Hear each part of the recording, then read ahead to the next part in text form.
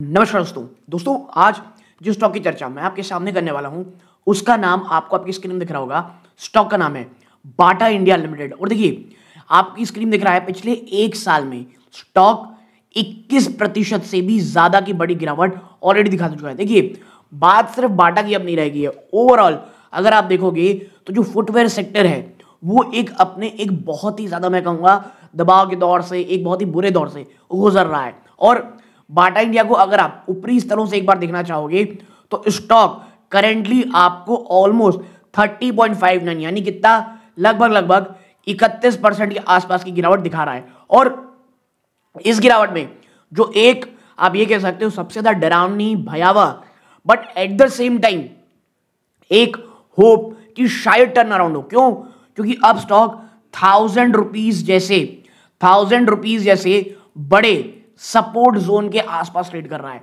तो आने वाले टाइम में बाटा इंडिया में अगर आप इसमें नए यानी आप कह सकते हैं फ्रेश इन्वेस्टमेंट की सोच रहे हो तो एक चीज तो पहले ध्यान में रखनी है आपको कि आपको समझना पड़ेगा कि अगर 1000 रुपीज का level on the closing basis नीचे जाकर के क्लोज हो जाता है, सस्टेन हो जाता है, तो भाई साहब स्टॉक ना एक बहुत बड़े डाउनटर्न आप कह सकते हैं, यहाँ कह सकते हैं एक बहुत बड़े बेरिश मोड में चला जाएगा। और हम सबको पता है जो जितना बड़ा रेजिस्टेंस होता है उतना बड़ा सपोर्ट हो जाता है और वाइस वर्सा। तो फिर अब क्या होगा, 1000 रुपीज को तोड़ना इसके लिए बहुत बड़ा एक मैं कहूंगा सर दर्द हो जाएगा। तो आपको ये चीज पहले समझनी पड़ेगी। इसके साथ साथ अगर आप आगे जाना चाहोगे उन निवेशकों के लिए कि भाई फ्यूचर क्या है, क्योंकि ऑलरेडी वैल्यूएशन वाइज कह सकते हैं गिरावट बहुत अच्छी है और एक 1000 के आसपास ना टर्न ऑन होने के चांसेस बहुत हैं कई लोग। क्योंकि बाटा इंडिया में सवाल ही यही है कि भाई क्या हमें इसे एग्जिट कर लेना चाहिए या एक बड़ा टर्न अराउंड होने वाला है, क्योंकि यही चीज हमने थंबनेल में डाली है। तो इसी का सवाल आपको यहां पे हम ढूंढने की कोशिश करेंगे। देखिए यहां पर मैं जो चर्चा करूंगा वो जो भी डेटा अवेलेबल है बस उसे ही कंपाइल करके आपके सामने रखा हूं। At the end of the day it's your money. खरीदना है बेचना है उससे पहले प्लीज अपने किसी वित्तीय सलाहकार से सलाह जरूर लीजिएगा। तो अब बढ़ते हैं और बात करते हैं बट अब भाई हम सबको पता है कंज्यूमर गुड और फुटवेयर सेक्टर से आता है। ये इंडिया का one of the largest footwear retailer, manufacturer और ऑपरेटर है जो जिसके पास एक एक्सटेंसिव नेटवर्क है रिटेल, फ्रेंचाइज और मल्टी ब्रांड आउटलेट की। कोर बिजनेस क्या है इनका? मैन्युफैक्चर करते हैं, ट्रेड करते हैं डाइवर्स रेंज ऑफ फुटवेयर जिसमें सब आता क्या है एक्सेसरीज, फुटवेयर और एक्सेसरीज, फॉर्मल, कैजुअल, स्पोर्ट्स। और कैसे कैसे ब्रांड इनके पास? बाटा, हर्ष पपीज, पावर, नॉर्थ स्टार। इनकी सबसे बड़ी मजबूती क्या है? सबको पता है इनका ब्रांड कितना बड़ा है, हर जगह जाना जाता है, एक्सटेंसिव रिटेल फुटप्रिंट है, 2000 स्टोर से ज्यादा। और भी ज्यादा वो बढ़ा रहे हैं अपना फोकस किसमें? प्रीमियमाइजेशन और डिजिटल चैनल्स में। तो ये तमाम चीजें होंगी सेक्टर और कुछ चीजों को लेकर के। फिर क्वार्टर 2 के नंबर कैसे हैं? तो भाई देखो क्वार्टर 2 में जब आप रेवेन्यू देखते हो 4.3% की गिरावट है, एक्सपेक्टेशन को मिस कर चुके हैं। और कहा यह जा रहा है कि जीएसटी रिफॉर्म हुआ ना उसके कारण ये चीज है, क्योंकि कई क्या जो लोग चप्पल जूता खरीदने वाले थे वो जीएसटी रिफॉर्म के कारण कह लिए भाई थोड़ा रुक जाते हैं बाद में लेंगे। और इसके कारण सितंबर क्वार्टर में जो एक चीज रिफ्लेक्शन होनी थी वो नहीं हुई। नेट प्रॉफिट आप देखोगे 73% की गिरावट है। और ये शार्प गिरावट जो है ना वो यही है कि जो ग्रॉस मार्जिन है वो कम हो गए और जो खर्चे हैं वो बढ़ गए। और यही कारण जो आप ऊपर देख रहे हैं ना कंपनी प्रीमियमाइजेशन की ओर आगे बढ़ रही है, प्रीमियम प्रोडक्ट की ओर देख रही है, उसके पीछे का रीजन ये है। आप जब एबिटा मार्जिन की ओर जाते हो आप देखते हो कि वहां भाई साहब अप्रॉक्सीमेटली 18.1% है, 270 बेसिस पॉइंट की गिरावट है। मार्जिन कॉन्ट्रैक्टर क्यों हो रहा है? Margin contraction driven by higher market down और मार्केटिंग खर्चे बढ़ रहे हैं। ईपीएस में भयंकर गिरावट है। अब भाई आपकी प्रॉफिटेबिलिटी मार्जिन सब गिरेंगे तो ईपीएस भी गिरेगा। अब अगर बात करें ना सेगमेंट वाइज व्यू की, देखो ये बहुत अच्छी चीज है। जो ओवरऑल रिजल्ट है वो कमजोर थे। प्रीमियम ब्रांड इनके जो हैं जैसे हर्ष पपीज, पावर, उसने कहीं ना कहीं मजबूती दिखाई और ग्रोथ दिखाई। किस चीज के लिए? Average selling price. देखिए एएसपी बहुत बार आने वाला है, आप समझ जाइए एवरेज सेलिंग प्राइस। फिर विक्टोरिया बैलरीना कैंपेन, इसने भी कहीं ना कहीं हेल्प की फीमेल कस्टमर बेस को बढ़ाने में। अब बात करें ऑर्डर पाइपलाइन मेजर मार्केट, देखो एज ये उन कंपनियों में से तो नहीं है कि जो ऑर्डर पाइपलाइन दिखाए, लेकिन देखो एक्सटर्नल हेडविंड यानी प्रॉब्लम कहां रही है? रेवेन्यू में जो गिरावट हुई उसके पीछे का रीजन ये है कि डिफर्ड परचेज, लोग ना जो जीएसटी रियलाइजेशन नॉर्मलाइजेशन अनाउंसमेंट है उस पर खरीद देना ना थोड़ा सा कम कर दिया, जिसके कारण एक temporary warehouse operation disruption आपको देखने को मिला। फिर आते हैं strategic investment, gross margin hit हुए क्योंकि एक बड़ा हायर मार्कडाउन यानी इन्वेंट्री क्लियरेंस बहुत ध्यान दिया गया और एडवर्टीजमेंट प्रमोशन में डबल इन्वेस्टमेंट कर दी गई जो लगभग 3.5% थी रेवेन्यू का। रीजन ब्रांड मजबूती और फ्यूचर ग्रोथ के लिए। ऑपरेशन ऑप्टिमाइजेशन, कंपनी ने इंप्लीमेंट किया है एक voluntary retirement scheme VRS at one factory लगभग 8.25 करोड़ रुपए के एक्सेप्शनल एक्सपेंसेस से। क्यों? कुछ रिमूव लेगेसी कॉस्ट स्ट्रक्चर और zero base merchandising project, 200 bed store करने हैं, बेटर इन्वेंटरी मैनेजमेंट।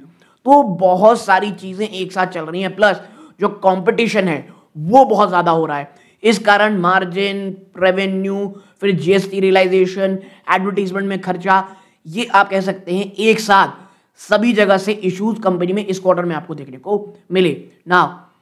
अब आगे बढ़ेंगे उससे पहले दोस्तों आपकी स्क्रीन दिख रहा होगा मात्र 16.5% जो हमारा वीडियो दे रहे हैं, चैनल सब्सक्राइब कर रखे हैं, आपका बहुत बहुत धन्यवाद। और अगर आप इन 83.6 में से आपका भी धन्यवाद कि आप हमारा वीडियो देखते हैं। बट गाइज उस लाल बटन को दबाएं, आपके लिए भली बहुत छोटी बात होती है बट इससे हमारे चैनल की ग्रोथ होती है, हमें बहुत मोटिवेशन मिलता है।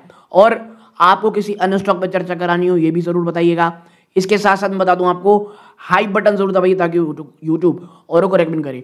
सो नाउ अब बढ़ते हैं आगे। देखिए बैलेंस शीट और कैश फ्लो एनालिसिस, देखो आपको समझना पड़ेगा कर्जों को लेकर कंपनी डेट फ्री है, करंट रेशियो 1.9 टाइम्स है, बहुत शानदार लिक्विडिटी है, शॉर्ट टर्म जो कर्ज है उस आराम से उसे मीट कर सकती है। कैश फ्लो ऑपरेटिंग एक्टिविटी, देखो ये दिखने में बहुत अच्छी लग रहे हैं, लगभग मिलियन में 453 करोड़, लेकिन ईयर ऑन ईयर इसमें गिरावट है और ये दिखा रहा है कि प्रॉफिटेबिलिटी कम है या इन्वेंट्री एडजस्टमेंट, और यहां पर इन्वेंट्री एडजस्टमेंट ये बड़ा कारण है। फिर आप देखते हो नेट कैश फ्लो तो ये अभी निगेटिव है। डिवेंचर आप देखोगे तो कंपनी ने कुछ एक नॉन कोर इंडस्ट्रियल लैंड है फरीदाबाद में, उसे बेचा है 154 करोड़ में, और ये एक बहुत भयंकर कैश इन्हें देख रही है ऑपरेशन और एक्सपेंशन के लिए। ओके नाउ अब आप आगे बढ़ते हो, कंक्लूजन बात करते हो तो देखो बैलेंस शीट है ये बहुत अच्छी मजबूत है और कर्जा मुक्त है, और ये एक बड़ा पॉजिटिव है फॉर लॉन्ग टर्म स्टेबिलिटी। एक जो रीसेंट डिप आपको देखने को मिला ना ऑपरेटिंग कैश फ्लो में, ये एक बड़ा कंसर्न रहा, बट ये कहीं ना कहीं लोअर प्रॉफिट और strategic inventory marketing investment made the during quarter उस कारण था। ठीक है, तो देखो बात यही नहीं है कि धंधे में कमजोरी नहीं, वो है लेकिन इतनी नहीं है जितना देखने को मिल रहा है हम लोगों को। फिर वैल्यूएशन, तो देखो बाटा अक्सर रिमेन एक सिग्निफिकेंट प्रीमियम रखती है कंपेयर टू इनके जो हिस्टोरिकल एवरेज हैं और इनके तमाम जो अन्य कंपनियां हैं, और ये कब हो रहा है? Despite recent poor financial performance. Trailing 12 month में आज भी 68 टाइम्स है ये, और ये इनके जो रिलैक्स हुए उससे कहीं प्रीमियम में है। Price to book value 9.5 times है, ROE 12.40 टाइम्स है, ये कम है अगर आप कैंपस एक्टिव और रेड टेप से देखोगे तो मैं आपको ये कह रहा हूं कि इतनी भयंकर गिरावट के बावजूद जो कह सकते हैं बाटा का जो स्टॉक है वो अभी वैल्यूएशन बहुत हाई है, यानी मार्केट की जो एक्सपेक्टेशन है वो अभी बहुत है कि फ्यूचर ग्रोथ को लेकर के। हाँ मैं ये जरूर कहूंगा ये 1000 रुपीज का लेवल ये जरूर दिखाएगा क्या बाटा यहां से नीचे जाएगा या ऊपर जाएगा। फिर आप आगे बढ़ते हो, शेयरहोल्डिंग पैटर्न अगर आप देखोगे प्रमोटर अभी भी 50% ऊपर स्टेक है, बहुत स्टेबल है। फिर FII 6.89%, ये 8.81% से घटा है दोस्तों। ठीक है, यानी इंस्टीट्यूशनल सेलिंग साफ साफ देखने को मिल रही है। डोमेस्टिक इंस्टीट्यूशन DII 29.39% है। म्यूचुअल फंड ने अपनी जो इन्वेस्टमेंट जो है इसमें स्टेक है वो बढ़ाया है कहीं ना कहीं। ठीक है, नाउ मैनेजमेंट, देखो मैनेजमेंट ना इस बात को मानती है कि डिमांड तो फिर भी देखो म्यूटेड है, यानी कोई बहुत अच्छी डिमांड नहीं है, और रीजन GST रियलाइजेशन और कुछ कह सकते हैं आप इन्वेंट्रीज का भी इशू है। रिकवरी, कंपनी कह रही है कुछ पॉजिटिव रिकवरी साइन हमको देखने को मिल रहे हैं, और जो मोमेंटम है पोस्ट सितंबर 2022 वो कहीं ना कहीं देखने को मिल रहा है हमको 22 सितंबर के बाद। ठीक है, now strategy focus on premiumisation, जैसे मैंने कहा हर्ष पपीज पावर, और इसके साथ साथ जो डिजिटल ग्रोथ है जो bata.com ने 25% दिखाई है year on year. Network expansion जारी है, कंपनी ने 200 नए फ्रेंचाइज स्टोर एनुअली ओपन किए है। आउटलुक क्या है? देखो ऑप्टिमिस्टिक है लेकिन कॉशियस भी है, रिकवरी धीरे होगी कंज्यूमर मोमेंटम में आने वाले क्वार्टर्स में। और अगर बात करें हम मेजर एनालिस्ट और हाउस टारगेट की, तो देखो सिटी तो आज ही भाई साहब सेल की बात कह रही है, और टारगेट तो 750 कर दिए गए, पहले 850 था। और वो ही कह रहे कि देखो ग्रोथ कमजोर है, प्रॉफिटेबिलिटी भी वीक है। और उन्होंने क्या किया है, the cut was based on 16 से 14% की रिडक्शन हुई है ईपीएस एस्टिमेट में। कंक्लूजन क्या है, Q2 के बाद लोग कॉशियस और नेगेटिव बात कह रहे हैं। और टू बी फ्रैंक आप मुझसे पूछेंगे ना, फुटवेयर का सेक्टर में कुछ फ्रेश पैसा लगाना है तो बॉटम फिशिंग ही सोचनी पड़ेगी। और मेरा ये मानना है अगर बाटा इंडिया 800 के आसपास होता है तभी कुछ देखेंगे, वरना देखो मैं यही नहीं कह रहा बाटा खराब है, अच्छा, इट्स डिफरेंट स्टोरी। बाजार में अभी इतने ज्यादा अच्छे अट्रैक्टिव वैल्यूएशन में इतनी अच्छी कंपनियां मिल रही हैं कि बाटा को देखने के बजाय हमें उधर तरफ देखना ज्यादा सही रहेगा।